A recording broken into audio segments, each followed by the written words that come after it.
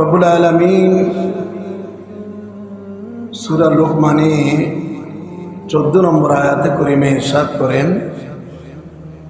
ওয়া ওয়াসাইনাল ইনসানা বিওয়ালিদাইহি, আমি মানব জাতিকে নির্দেশ দিয়েছি তারা যেন তাদের পিতামাতার সাথে সদ্ব্যবহার করে। জোরে সোরে বলুন সুবহানাল্লাহ।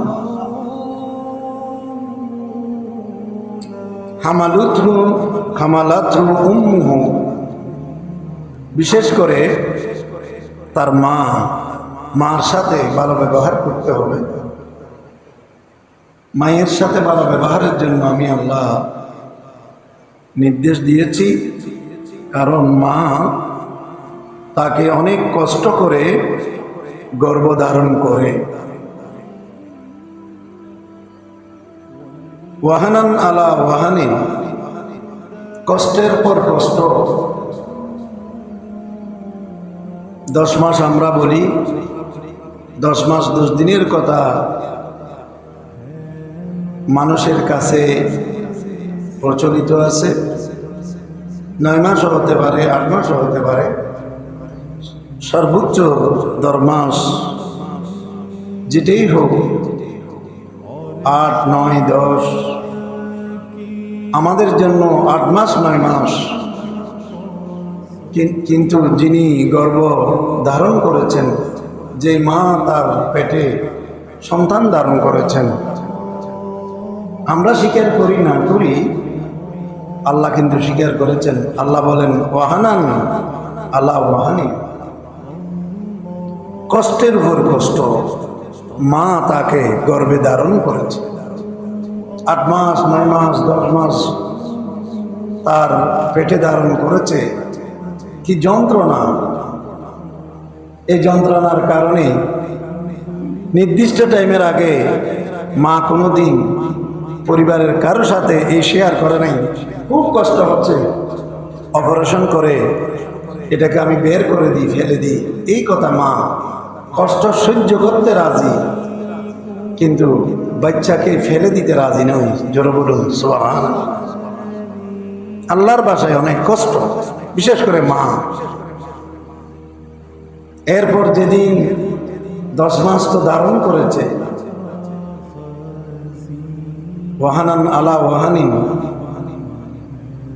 যেদিন ভূমিষ্ঠ হবে, প্রসব করবে, ওই দিন আমাদের মা বোনদের জন্য একটা কিয়ামতের সূরা, তার জীবনের জন্য এটা একটা কিয়ামত।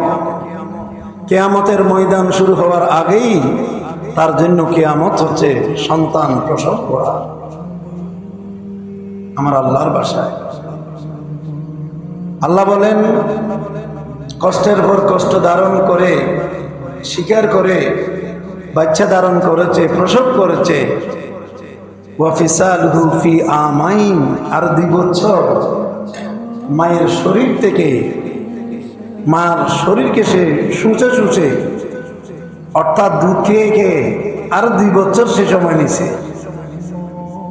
এই দুধ, বুকের দুধ দিয়ে খাওয়াইছে, আমরা নর্মালি দেখতে পাচ্ছি। কিন্তু যে বাচ্চা তার মা থেকে দুধ পান করছে, সে বাচ্চা কিন্তু বাচ্চা, সে তার মতো করে পান করেছে। আস্তে আস্তে তার দাঁতের মাড়িগুলো শক্ত হয়, তখন থেকে সে তার মায়ের স্তনের বাটে সে চাপ দিতে শুরু করে।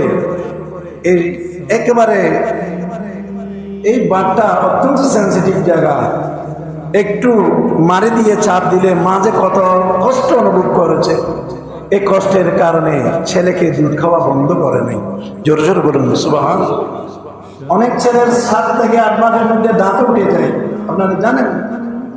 সে দাঁত দিয়ে, বাচ্চার যখন দাঁত উঠে তখন সে তার মধ্যে একটা গিরগিরানি শুরু হয়ে যায়।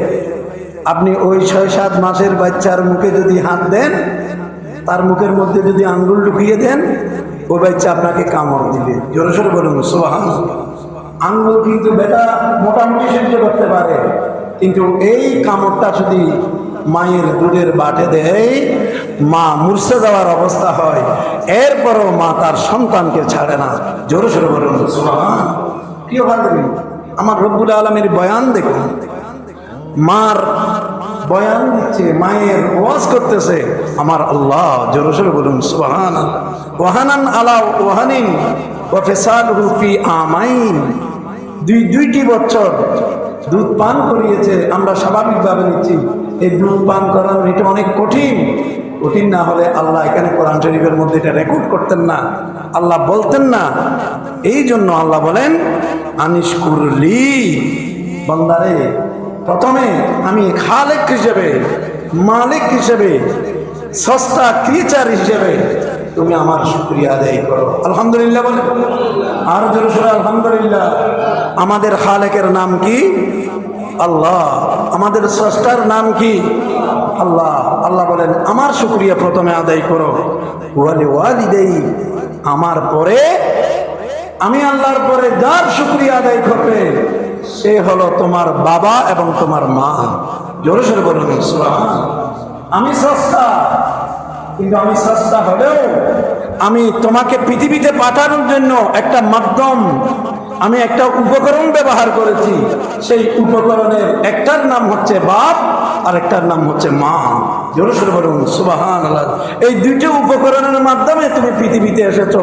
প্রথমে আমি খালেক হিসেবে আমার শুকরিয়া আদায় করো, দ্বিতীয়ত তুমি শুকরিয়া আদায় করো তুমি পৃথিবীতে আসার জন্য যাদেরকে আমি ব্যবহার করেছি মাধ্যম হিসেবে, সেই মা বাবার শুকরিয়া আদায় করো।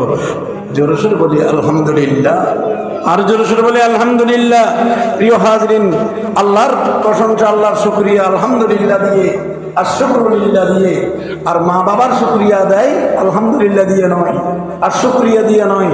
মা বাবার শুকরিয়া হচ্ছে তাদের কথা শোনা, মা বাবার শুকরিয়া হচ্ছে তাদের অনুগত হওয়া, মা বাবার শুকরিয়া হচ্ছে তারা যখন একটা পর্যায়ে চলে যাবে, ওরা যখন বয়স্ক হয়ে যাবে, 60, 70, 80 বছর হয়ে যাবে, তারা যখন অকর্মা হয়ে যাবে, কাজ করার শক্তি যখন থাকবে না, অর্থনৈতিক ফিনান্সিয়াল ক্যাপাবিলিটি যখন তাদের থাকবে না, ওই অবস্থার মধ্যে তুমি খেদমত করে করে আমি আল্লাহর শুকরিয়া আদায় করো, তোমার মা বাবার শুকরিয়া আদায় করো।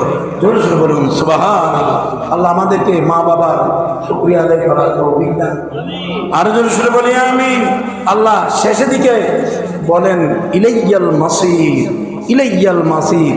বান্দা তুমি নিজেকে কিছু একটা মনে করিও না, নিজেকে নির্ভীক মনে করিও না, নিজেকে বেপরোয়া পথে পরিচালিত করিও না। মনে করতেছো তোমার পেশি শক্তি আছে, মনে করতেছো তোমার অনেক টাকা পয়সা, মনে করতেছো তোমার অনেক প্রতিপত্তি, মা বাবার ধার ধারতে হবে না, তাদের আমার কোনো প্রয়োজন নাই, এদের দায়িত্ব এরা পালন করেছে, এরকম করেছো। আল্লাহ বলেন দুনিয়াতে হয়তো তুমি এটা আদায় করলে না, ইলাইয়াল মাসির, আমি রব্বুল আলামিনের কাছে সর্বশেষ ফাইনালি তোমাকে আসতে হবে। সেখানে আমি রব্বুল আলামিন দুনিয়াতে ছেড়ে দিলেও, ছাড় দিলেও আমি কিয়ামতের ময়দানে তোমাকে ছেড়ে দেব না। জোরে সোরে বলুন সুবহানাল্লাহ। আমি আল্লাহ খরাই গন্ডাই তোমার থেকে মা বাবার হিসাব নিকাশ নেব। জোরে সোরে বলুন সুবহানাল্লাহ।